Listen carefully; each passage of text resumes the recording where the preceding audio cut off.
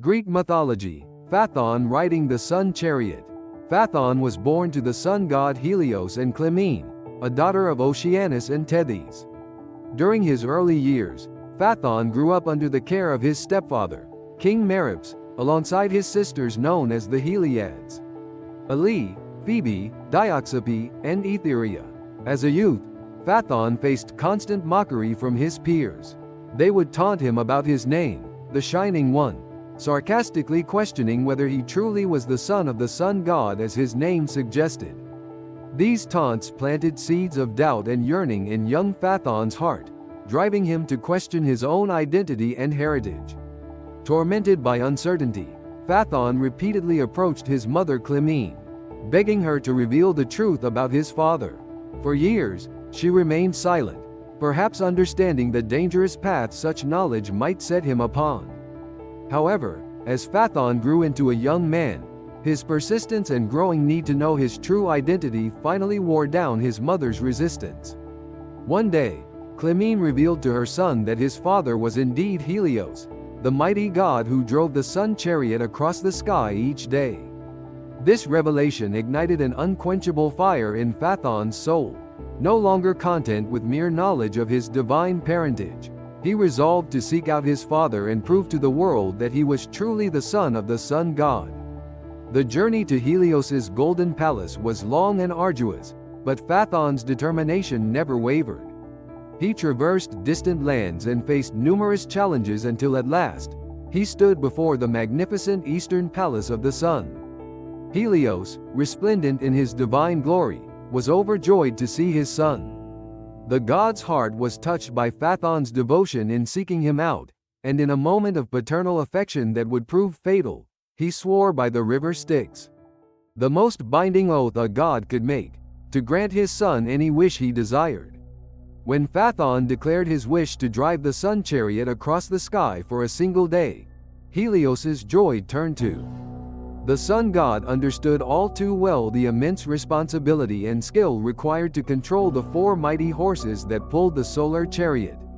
Even among the gods, few could manage this task, for it required not only tremendous strength but also perfect precision to maintain the delicate balance that kept the sun at the proper distance from the earth. Helios pleaded with his son to reconsider, offering him any other gift within his power to give. He described in detail the perils of the journey, the fierce fire-breathing horses that only he could control, the treacherous path through the sky with its dangerous constellations, and the monstrous creatures that lurked in the heavens. He warned Phaethon that even Zeus himself chose a different route when traversing the sky. For the path of the sun chariot was fraught with unique dangers. But Phaethon, his heart set upon this ultimate proof of his divine heritage, would not be swayed. Perhaps it was the years of mockery he had endured, or simply the rashness of youth, but he remained adamant in his choice. Bound by his oath upon the river Styx, Helios had no choice but to acquiesce to his son's fatal wish. With a heavy heart, Helios watched as dawn prepared the chariot, while the hours brought forth the mighty horses, their nostrils breathing fire and their hooves pawing impatiently at the clouds. He gave his son final instructions, begging him to neither climb too high, lest he set the heavens ablaze, nor drive too low, lest he scorch the earth. He pleaded with Phaethon to follow the well-worn track marked by the wheels of countless previous journeys across the sky. But from the moment Phaethon took the reins, disaster was inevitable. The horses, sensing an unfamiliar and weaker hand guiding them, grew wild and uncontrollable. They veered from their accustomed path, first soaring too high into the heavens, causing the clouds to burn. Then, plunging too close to the earth, they set mountains ablaze and dried up rivers and lakes. The devastation was unprecedented. Great forests burst into flames, cities were reduced to ashes, and entire nations were scorched. It was during this catastrophic ride that the peoples of Ethiopia were said to have acquired their dark skin, burned by the sun's too close passage. The Sahara Desert was created as fertile lands were transformed into endless seas of sand. The earth itself began to crack and break under the intense heat, and the seas began to boil. Gaia, the Earth Mother, could no longer bear the destruction of her realm. In desperate pain, she cried out to Zeus, begging him to intervene before the entire world was reduced to ashes. Zeus, witnessing the chaos unfolding across the cosmos, realized he had no choice but to act. Taking up his mighty thunderbolt, Zeus struck Phaethon from the chariot. The young man, his hair aflame, fell like a shooting star through the sky, trailing fire in his wake until he plunged into the river Eridanus.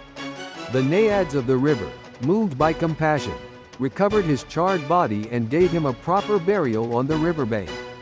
The aftermath of Phaethon's fall brought even more tragedy. His sisters, the Heliads, were inconsolable in their grief. Day after day, they stood by the river where their brother had fallen, weeping without cease. The gods, perhaps in mercy, transformed them into poplar trees, but even then, their tears continued to fall, becoming drops of amber that the river carried away. Cycnus, Phaethon's close friend and distant relative, was so affected by the young man's death that he repeatedly dove into the Eridanus, trying to recover any remaining traces of Phaethon's body. His dedication and grief moved the gods to transform him into a swan, forever associated with water and blessed with a beautiful voice to sing his sorrow. This is why the constellation Cygnus can be found in the night sky, eternally swimming through the starry river of the Milky Way. The impact of Phaethon's death on Helios was profound. Some versions of the myth tell that the sun god, devastated by the loss of his son, withdrew from his duties, leading Apollo to take over the task of driving the sun chariot.